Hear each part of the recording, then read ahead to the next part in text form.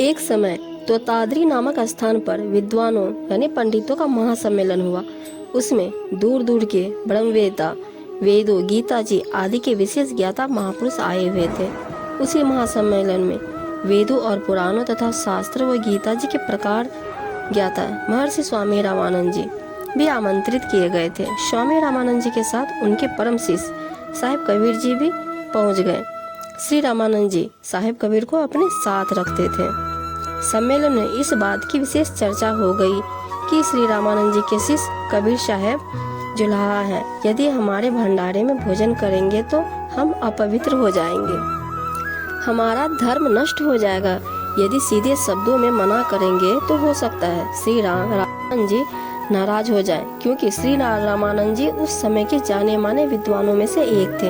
यह सोचकर एक युक्ति निकाली कि भंडारा 2 स्थानों पर शुरू किया जाए। एक तो पंडितों के लिए, जो पंडितों वाले भंडारों में प्रवेश कर उसे चारों वेदों के एक एक मंत्र संस्कृत में सुनाने पड़ेंगे। ऐसा न करने वाले को दूसरे भंडारे में, जो आम संगत के लिए बना है, में जाएंगे, क्योंकि उनका मानना था कि रामानंद जी तो विद्वान पंडित हैं, वेद मंत्र सुनाकर उत्तम भंडारे में आ जाएंगे, तथा साहिब कबीर ऐसा नहीं कर पाएंगे, क्योंकि उन्हें वे अशिक्षित मानते थे। अपने आप आम भंडारे में चले जाएंगे। फिर सत्संग चल रहा था। उसमें वही उपस्थित पंडित जन संगत में मीठी मीठी बातें बनाकर कथाएं सुना रहे थे कि एक अछूत जात की भिलिनी यानी शबरी परमात्मा के वियोग में वर्षों से तड़प तड़प कर राह जोर रही थी कि मेरे भगवान राम आएंगे, मैं उन्हें बेड़ों का भोग लगवाऊंगी। प्रतिदिन बहुत दूर तक रास्ता बुहार कर आती है, कहीं मेरे भगवान को कांटा न लग जाए, क्योंकि मेरे भगवान के पैर कोमल है ना। मेरे भगवान राम बहुत अच्छे हैं। एक दिन वह समय भी आ गया कि भगवान श्री रामचंद्र जी आते दिखाई दिए। भिलिनी सुध बुध भूलकर श्री रामचंद्र जी के मुख कमल की ओर बावलों की तरह निहार रही है। क्या मैं कोई स्वप्न तो नहीं देख रही? क्या यह सचमुच मेरे राम जी आए हैं? आंखों में मल मल कर फिर देख रही है। श्री राम व लक्ष्मण खड़े खड़े देख रहे हैं। इस पर लक्ष्मण ने कहा, सबरी भगवान को बैठने के लिए भी कहेगी या ऐसे ही खड़ी रहोगी? तब मानो नींद से जागी हो, हड़बड़ा कर अपने सिर का फटा पुराना मैला कुचाला चीर उतार कर एक पत्थर के टुकड़े पर बिछा दिया और कहा कि भगवान बैठो इस पर। श्री रामचंद्र जी ने कहा कि नहीं बेटी, चीर उठाओ। यह कहकर उसका चीर उठाकर उसी के सिर पर रखना चाहा। भिलिनी यानी सबरी रोने लगी। रोती हुई ने कहा, यह गंदा मैला है ना भगवान, इसलिए स्वीकार नहीं किया ना। मैं कितनी अभागन हूँ, आपके लिए उत्तम कपड़ा भी नहीं ला सकी, क्षमा करना भगवान। यह कहकर आंखों से अश्रुधार बह चली। तब श्री रामचंद्र जी ने कहा कि सबरी, यह कपड़ा मेरे लिए मखमल से भी अच्छा कपड़ा है, लाओ बिछाओ। फिर भगवान उसी मैले कुचेले चीर पर विराजमान हो गए और सबरी के आंसुओं को अपने पीताम्बर से पोंछने लगे।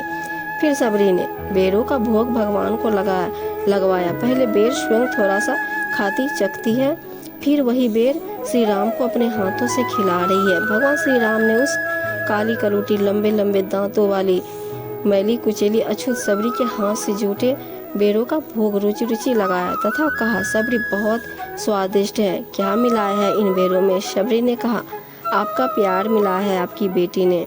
फिर लक्ष्मण को भी दिए कि खाओ बेर। लक्ष्मण ग्लानि करके श्री रामचंद्र जी के भय से खाने का बहाना करके हाथ में लेकर पीछे फेंक देता है, जो बाद में द्रोणागिरी पर शबरी के जूठे बेर संजीवनी बूटी बन गए और लक्ष्मण के युद्ध में मूर्छित हो जाने पर वही बेर फिर खाने पड़े। भक्त की भावना का अनादर हानिकारक होता है। जब आसपास के ऋषियों को मालूम हुआ कि श्री राम आए हैं, वो हमारे यहाँ आश्रमों में अवश्य आएंगे, क्योंकि हम ब्राह्मण हैं और भगवान श्री राम क्षत्रिय हैं, अवश्य आएंगे। जब ऐसा नहीं हुआ तो सर्व ऋषि जन वन में साधना करने वाले कर्म सन्यासी श्री राम जी को मिलने। भगवान, एक ही नदी है जो साथ बह रही है, उसका पानी गंदा हो गया है, कृपया इसे स्वच्छ करने की कृपा करें। श्री राम ने कहा कि आप सब योगी जन बारी बारी अपना दायां पैर नदी के जल में डुबोएं, फिर निकाल लें। सब उपस्थित ऋषियों ने ऐसा ही किया, परंतु जल निर्मल नहीं हुआ। फिर श्री राम ने उसे उस प्रेमा भक्ति युक्त सबरी से कहा, आप भी ऐसा ही करें। तब सबरी ने अपने दायां पैर नदी के जल में डाला तो उसी समय नदी का जल निर्मल हो गया। सर्व उपस्थित साधुजन सबरी की प्रशंसा करने लगे तथा शर्मिंदा होकर श्री राम से पूछा कि प्रभु, क्या कारण है जो इस अछूत के स्पर्श मात्र से जल निर्मल हुआ, जबकि हमारे से नहीं। तब श्री राम ने कहा, जो व्यक्ति परमात्मा का सच्चे प्रेम से भजन करता है तथा विकारों से रहित है, वह उच्च प्राणी है, जाति ऊंची नहीं होती। आपको भक्ति साधना के साथ साथ जाति अहंकार भी है, जो भक्ति का दुश्मन है। गीता जी भी यह सिद्ध करती है कि कर्म सन्यासी को अपने कर्तापन का अभिमान हुए बिना नहीं रहता। इसलिए कर्म योगी भक्त कर्म सन्यासी भक्तों से श्रेष्ठ है। सत्संग समाप्त हुआ। सत्संग समापन के पश्चात भंडारे का समय हुआ। 2 ब्राह्मण वेदों के मंत्र सुनने के लिए परीक्षार्थी पंडित वाले भंडार के द्वार पर खड़े हो गए तथा परीक्षा लेकर वेद मंत्र सुनकर भंडारे में प्रवेश करवा रहे थे। साहिब कबीर भी पंक्ति में खड़े अपनी बारी का इंतजार कर रहे थे। जब साहिब कबीर की बारी आई, उसी समय एक पास में घास चर रहे भैंसे को साहिब कबीर ने पुकारा, ए भैंसा, कृपया इधर आना। इतना कहना था कि भैंसा दौड़ा दौड़ा आया तथा साहिब कबीर के चरणों में शीश झुकाकर अगले आदेश की प्रतीक्षा करने लगा। तब कबीर देव ने उस भैंसे की कमर पर हाथ रखकर कहा कि हे भैंसा, चारों वेदों का एक एक श्लोक सुनाओ। उसी समय भैंसे ने शुद्ध संस्कृत भाषा में चारों वेदों के एक एक मंत्र कह सुनाए।